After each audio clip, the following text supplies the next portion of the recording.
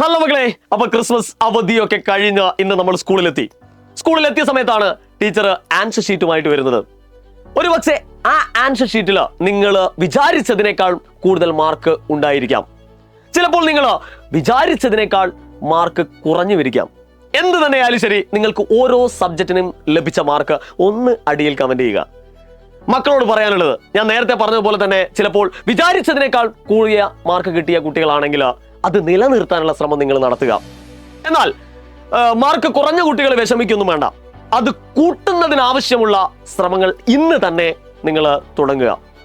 അപ്പോൾ നിങ്ങൾക്ക് സ്വാഭാവികമായിട്ട് ഒരു സംശയം ഉണ്ടാവും. എന്താണ് സാർ, ഇനി കുറച്ച് സമയം കൂടിയല്ലേ ഉള്ളൂ, കുറച്ച് മാസങ്ങൾ കൂടിയല്ലേ ഉള്ളൂ, ഈ ഒരു സമയത്തിനുള്ളിൽ എല്ലാം പഠിച്ചെടുക്കാൻ ഞങ്ങൾക്ക് കഴിയുമോ എന്നായിരിക്കും നിങ്ങളുടെ ചോദ്യമെങ്കിൽ ഞങ്ങൾ അഭിമാന പുരസരം എന്താണ് നിങ്ങളുടെ മുമ്പിലേക്ക് ഒരു ബാച്ചിനെ അറിയിക്കുകയാണ്. That is booster batch. ഈ ഒരു 2 മാസത്തിനുള്ളിൽ നിങ്ങൾക്ക് ഫുൾ A+ അല്ല, ഫുൾ മാർക്ക് വാങ്ങാനുള്ള മുഴുവൻ സജ്ജീകരണങ്ങളുമായിട്ടാണ് നമ്മൾ ബൂസ്റ്റർ ബാച്ച് വരുന്നത്.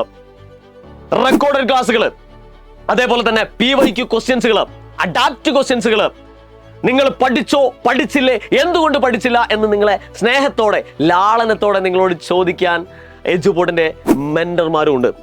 ഇതൊക്കെ നിങ്ങൾക്ക് ലഭിക്കുന്നത് വളരെ പരിമിതമായിട്ടുള്ള ഒരു ഫീസിലാണെന്ന കാര്യം നിങ്ങൾ മറന്നു പോകരുത്. ഇത് കേട്ട ഉടനെ, ഈ വീഡിയോ കണ്ട ഉടനെ തന്നെ നിങ്ങൾ അതിലേക്ക് ജോയിൻ ചെയ്യുക. മാത്രമല്ല ഒരു കാര്യം മക്കൾ എപ്പോഴും ഓർക്കുക, ഈ ഒരു സമയത്താണ് ഏറ്റവും കൂടുതൽ, ഈ ഒരു പരീക്ഷാ സമയത്താണ് ഏറ്റവും കൂടുതൽ കുറ്റപ്പെടുത്തലുകൾ നമ്മൾ കേൾക്കാറുള്ളത്. ആ കുറ്റപ്പെടുത്തലുകൾ കേൾക്കുന്ന സമയത്ത് നിങ്ങളുടെ മനസ്സിലേക്ക് എൻ്റെ ഈ വാക്കുകൾ നിങ്ങൾ ഓർത്തെടുക്കുക.